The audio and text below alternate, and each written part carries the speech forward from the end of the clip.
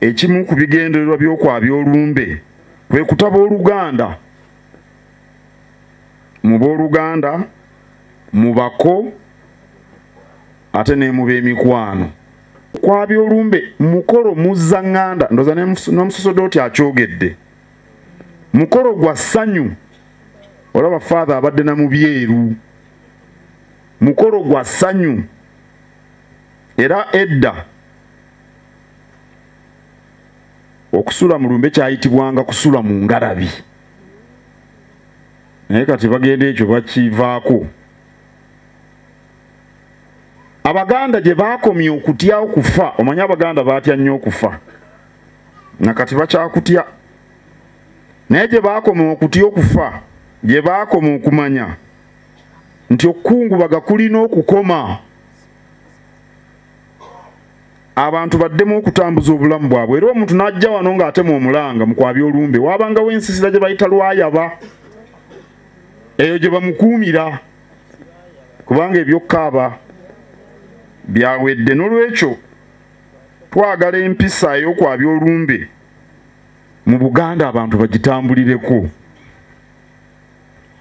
Era emirundi mingi tuwulira emirerembe mu nju ezejjako empisa ey'okwabya olumbe, anti tebatuula kuwuliziganya.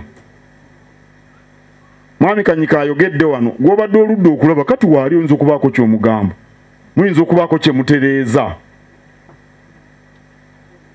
Kyemuva muwulira ng'Omuganda agamba nti emboozi endagirize egwana bayomba. Kubanga endagirize kubanga omuntu ali wala. Naye omuntu akuli okumpi kye kiba kikuyombya naye. So ng'era Omuganda agamba nti abooluganda bita bikoonagana naye tebyatika. Guno gwe mukisa ebitokkoonagana. Baali bagamba bantu. Waliwo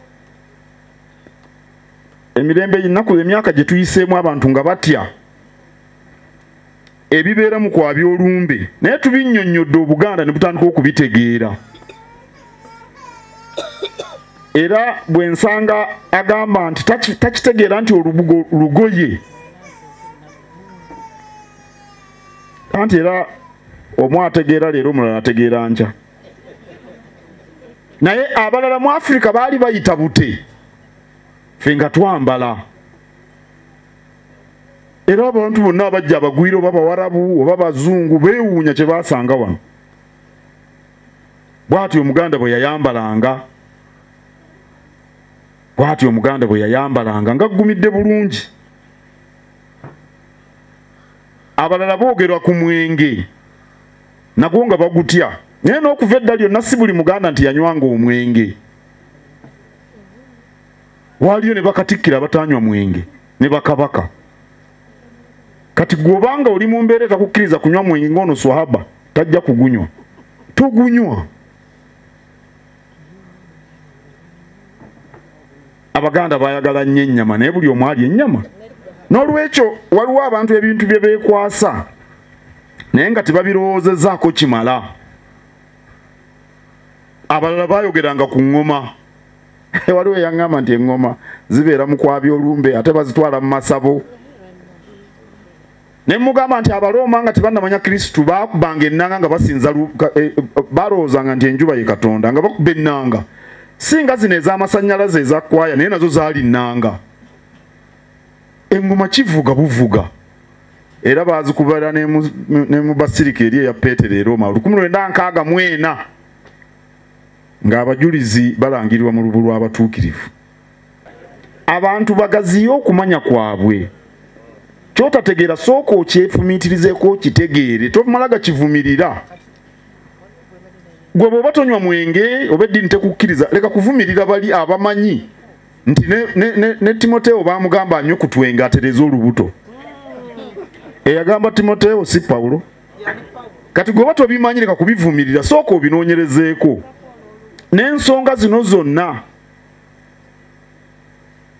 ozinoonyerezeeko olyoke ozoogere. Kale twagala abafa babizibwe ennyimbe si mu kupapaapapaawa betegeke bulungi. Ekyamazima omuganda teyayabyanga lumbe nga tewanayita myezi 9.